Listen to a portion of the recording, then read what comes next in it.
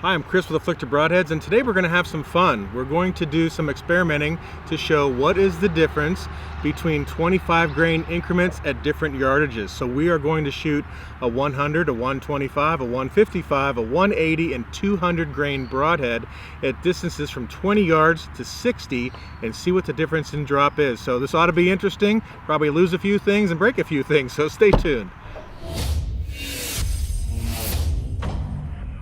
Okay, so here's our setup for today. This is going to be kind of fun. We're using the Tenpoint Titan M1, which shoots at about 370 feet per second. We're going to be combining that with the EVOX Centerpunch bolts. I love these bolts. They're carbon, they're heavy. With a 100 grain broadhead, they're at 435 grains, I believe. So we are going to start at 20 yards, and then we're going to continue to use our 20-yard pin all the way out. And so we'll kind of get a great idea of what those different weights are in those 25 grain increments all the way out as far as we can, trying to stop at 60 yards before we lose or ruin too many things. But it'll be really interesting to see how this all works out. So we're going to go ahead and start our first shot here at 20 yards. Okay, our first shot at 20 yards with a 100 grain K2 Fixed.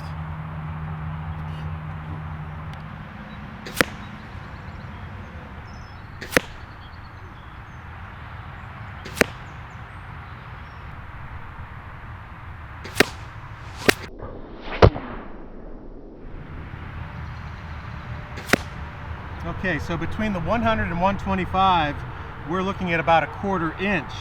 But what's really interesting is when we get from that 100 down to the center of the shaft on the 155, 180, and 200 grain broadheads, which are all in line, it's an 1.5 inch drop at 20 yards. 1.5 inches. Okay, we're moving up to 30 yards with the 100 grain K2 Fixed.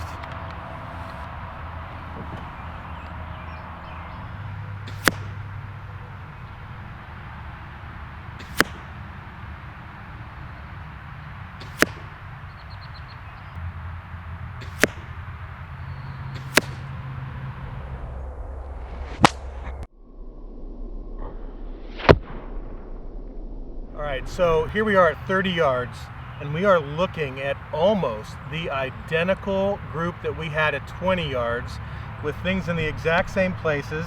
It looks like I'm going to ruin another 2 arrows. That 20-yard shot, we completely cut into 2, blew the knockout of 1, and it looks like we're going to do the same thing here again. But here's what the interesting thing is. So we're at 30 yards. When we look at our 100 grain broadhead here, again, we just have a 1/2 inch difference between that and 125. But when we look at that compared to our 200 grain, we are only looking at just under 2 inches.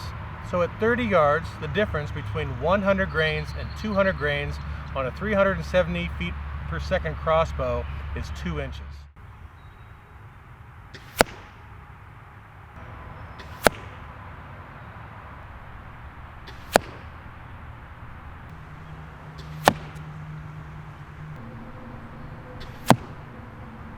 All right, so here we are at 40 yards, and we finally start to see a little bit of difference, but not all that much. So here's our 100 grain, and we move down to our 125, we're only looking at an inch difference. But then when we look at the 100 grain versus the 200 grain, which hit the seam of our target down here, we're at about 5 inches. Now, the 180 also hit this seam, but it hit in a spot where it was able to blow completely through the target. So it passed through and went out the other side. But we can see clearly where it hit. It hit on the exact same seam. So that 180 and 200 were identical left to right, side by side. Just one kind of got through a little bit of an area with least resistance and passed through. So that's pretty interesting. It took 40 yards to start really seeing much of a variance in the heavier weights. All right, we're at 50 yards. We're going to start with the 100 grain broadhead. The wind is kicked up, so we'll see what happens.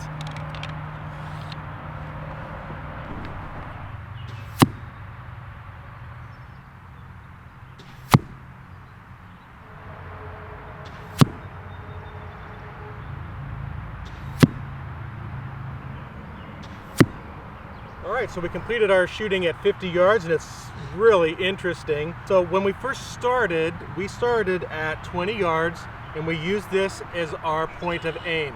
we used the top of this cross for the point of aim for every yardage, so you could get an idea of how much drop we had in grains over distance.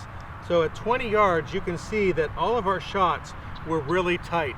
We didn't have a lot of drop between any of the grains. When we moved to 30, we started to see a little bit of drop, but nothing significant at all. At 40, we started to see a little bit more between the 100 grain and the heavyweights, which were basically the 180 and the 200. We finally started to see a little bit of a difference. When we come down here to 50 yards, we're still seeing a little bit more spread, but not a whole lot. The 100 and 125 are neck and neck, side by side. When we get to the 155, we look at the drop here, we're roughly 3 inches, and the difference between 100 grain and 200 grain is only 5.5. And if I remember right, at 40 we were at about 5, so only about a ½ inch difference at 50 yards. But if we look at the difference in point of impact, at 20 yards we were right on.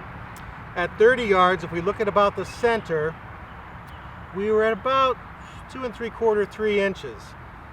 If we look at 40 yards and kind of roughly get a center point there, we were at 9 inches. And we come down here and we look at the center of where our arrows hit at 50 yards, we're looking at about 19.5 inches. So if we look at the overall difference between the 200 grain and the 100 grain at our aim point at 20 yards to at 50 yards, we're looking at roughly about 22 inches, just over 22 inches. So it's very interesting to see that there's not a whole lot of difference between these grains at up to 50 yards, at least when we're looking at a crossbow that's shooting just under 400 feet per second.